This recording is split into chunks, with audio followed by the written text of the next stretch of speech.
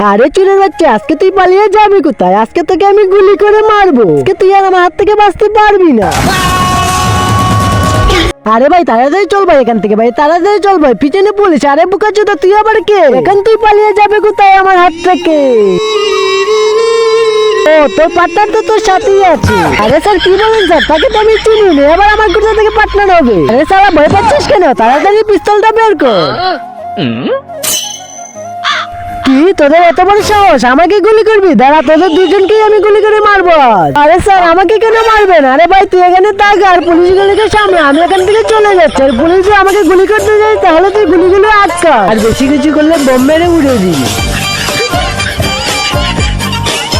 আরে স্যার দেখতেছেন স্যার, এ তো বোম বের করছে। আরে তাক তাক, আমরা এখান থেকে চলে যাচ্ছি।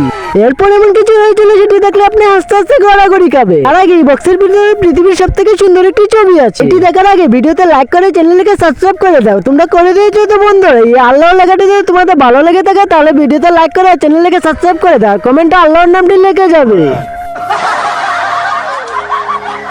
হ্যাঁ মা বলো, কি হয়েছে?